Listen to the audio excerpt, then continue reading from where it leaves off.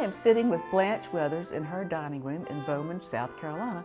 Blanche is the wife of our Commissioner of Agriculture, Hugh Weathers. And Blanche, agriculture, which includes forestry and all the things, everything related to forestry and agriculture farming, is the largest industry, I believe, in our state. It is. It is. A lot of people think tourism is our largest. I think that we cap them out just a little bit, yeah. And it is crucially important that people understand the breadth of the field. It's not just getting on a tractor. No, there's so many aspects to it, so many things, and so many opportunities. One of the things that I believe your husband has wanted to do is expose young people, especially those who didn't grow up with that background, to those myriad opportunities, and he developed a way to do that. He did. A few years back, they started the Commissioner's School of Agriculture, which is sort of a summer program. It's a week-long camp held at Clemson University, and they partner with the School of Agriculture there. And so about 40 young people who are either rising juniors or rising seniors can come, and it's just a terrific program that teaches them about all the different aspects of agriculture and the opportunities for them if they decide to go into this area.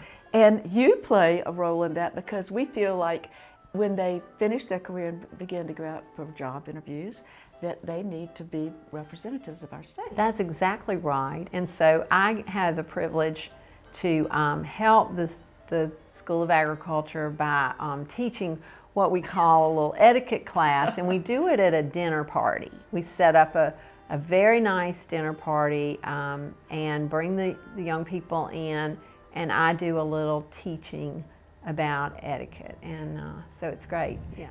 Because you were explaining to me that at the round tables, because y'all go out all the time, but you have to represent you and your husband.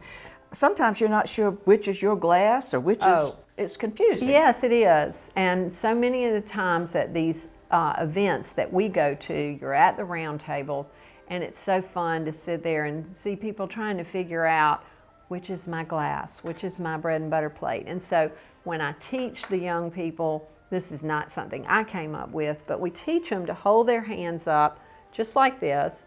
And so when they look at their hands, they have a B and a D. Oh. And so that means bread and butter and drink. So you know that your drink is the drink over your right hand and your bread and butter is to your left. Cool. Yeah, isn't that neat? And then, so if you were going to a dinner, would the first thing be to put your... Yes, the first thing would be to put your napkin in your lap with the fold against you, and that would be the first thing you would do. And then we also teach them, because a lot of times there are different courses at some of these dinners, and the silverware can be a little overwhelming when you sit down at the table. So what we teach, what is taught is that you begin on the outside and you move in as you go. So often the salad at a fancy dinner would be right there, and would this be my salad plate? This is your salad plate and this is your salad fork. All right. Sometimes the salad is brought in and put, you know, served without the dinner plate, and then you start at the beginning, of course, with the outside fork. And then when you get to the point of dessert, your dessert utensil will be at the top of the plate, and if it's always fun for me to say, it's a fork or it's a spoon. And if it's a spoon, we always say it's got to be ice cream or maybe custard. Yeah. But if it's pie or cake, then you would have a fork. Okay. Yeah. Now, if my salad is there, do I wait until my hostess begins to eat? Yes, you do. And I say, particularly at dessert, you know, everyone wants those. Everyone wants to jump in on dessert, but you really are supposed to wait for your hostess to lift her utensil, and then everyone's good to go from there. Now, the butter comes around, and sometimes there'll be a knife on the butter plate, and I use that to get a pat. And if I've got a roll, am I supposed to just smear the whole thing with butter, or is there a... Well, I think Nicer way to do it. think my boys always just wanted to smear the whole thing with butter and then woof it down. Of course. But the proper way would be to break your bread, All right. and then you butter the small piece and eat small pieces of bread. I like it to do it that way because I think you get more butter that way. Oh, that's a good reason to pay attention to the rule. Now, if it's a biscuit, can I butter my biscuit? If it's a biscuit, you can butter that biscuit. Yes.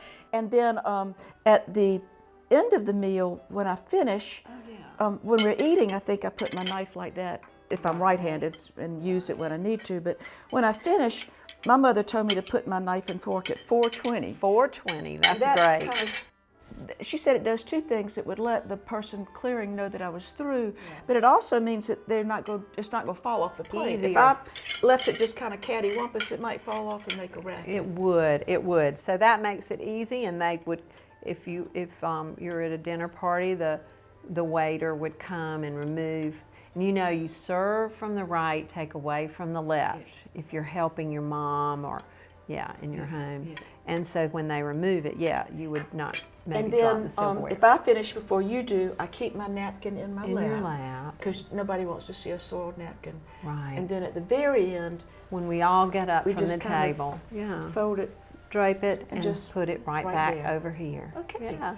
Well, Blanche, I hope one day that I will, once again, my husband will take me out to a wonderful, fun place, or that I will have enough time to cook a meal at home and remind my children of the wonderful things you There you shared with go. me today. Well, good. Thank you. Thank you for being such a gracious ambassador for South Well, I Carolina. appreciate that.